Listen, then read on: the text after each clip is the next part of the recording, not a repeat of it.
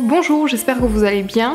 On se retrouve aujourd'hui pour une recette très gourmande, mon tiramisu spéculoos nocciolata. Le tiramisu fait partie de mes desserts préférés, donc j'ai mis au point cette recette et franchement je l'adore. Si vous avez envie de réaliser cette recette, il y a 3 choses très importantes à respecter. Donc la première, c'est la nocciolata. Voilà, alors faut faire très attention, c'est la nocciolata sans lait, il y en a une qui a du lait, donc celle-là n'est pas vegan évidemment. Si vous n'arrivez pas à trouver une pâte à tartiner vegan, vous pouvez aussi utiliser cette pâte Lotus, elle est incroyable, c'est à base de spéculoos. Et avant de connaître la nocciolata sans lait, j'utilisais ça et c'était super bon. Ensuite pour les spéculoos, moi je prends la marque Lotus, je suis sûre qu'il n'y a aucun produit animalier, donc si vous prenez une autre marque, lisez bien les ingrédients pour vérifier que tout soit ok. Pour finir, le lait de coco, c'est très important de le prendre en boîte, pas en brique, parce que c'est comme ça qu'on va réussir notre chantilly. En fait, il faut la placer au frais la veille pour que les matières grasses et l'eau de coco se séparent et nous on récupère que les matières grasses. Le lait de coco que j'ai trouvé avait 18 grammes de matières grasses, c'était parfait. Il n'y avait pratiquement pas d'eau au fond, donc j'ai pu récupérer que de la crème.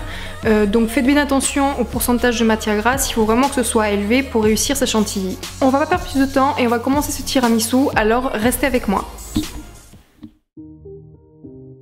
Une tasse de café, un paquet de spéculoos, une boîte de lait de coco, 350 g de tofu soyeux, 100 g de sucre, une demi-cuillère à café d'extrait d'amande amère, une cuillère à café d'extrait de vanille et notre pâte à tartiner vegan. Alors on commence par sortir notre boîte de lait de coco qui a posé au frais toute la nuit. On place toute la partie ferme dans un saladier. S'il vous reste de l'eau de coco au fond de la boîte, ne la jetez pas, gardez-la pour des smoothies ou d'autres recettes. Puis on a juste à le fouetter jusqu'à ce qu'il devienne de la chantilly. Une fois qu'elle a la bonne consistance, on n'a plus qu'à la mettre de côté et la réserver au frais. Ensuite, dans un blender, on place le tofu soyeux, le sucre, la vanille, l'extrait d'amande amère. On mixe jusqu'à obtenir un mélange lisse et crémeux comme du mascarpone. Une fois que c'est le cas, on a juste à sortir notre chantilly de coco du frais et à incorporer délicatement notre mélange de tofu pour pas faire tomber la chantilly. Et on obtient cette belle crème légère et mousseuse. On n'a plus qu'à préparer notre poste de travail. Alors ça c'est complètement optionnel, moi j'ajoute un filet d'amaretto à mon café pour le parfumer, mais si vous consommez pas d'alcool, vous pouvez tout à fait le remplacer par de l'extrait d'amande amère. Ensuite je place un peu de pâte à tartiner au micro-ondes pour la ramollir légèrement. Moi j'ai décidé de le servir sous forme de verrine. Je commence par enduire un petit peu les parois de mon verre de pâte à tartiner pour la présentation. J'ajoute une couche de crème, suivie d'une couche de spéculoos trempée légèrement dans le café. Ensuite, un tout petit peu de pâte à tartiner ramollie et j'enchaîne les couches jusqu'à obtenir la bonne portion.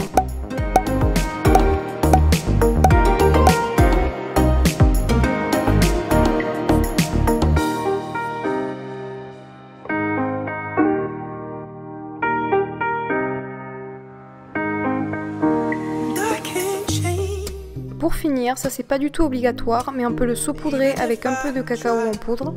Mais bon, c'est vrai qu'il faut avouer que visuellement, ça lui donne une petite touche très sympa. Et pour rappeler à tout le monde qu'il s'agit bien d'un tiramisu au spéculoos, j'en ai émietté un petit peu par-dessus.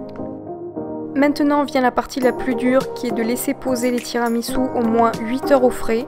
Mais si vous voulez que la consistance soit vraiment parfaite, je vous conseille 24 heures, ça sera le top. Je suis en train de terminer ma verrine au moment où je vous parle et franchement j'ai toujours autant de mal à croire que ce soit vegan, tellement la consistance et le goût sont identiques à l'original.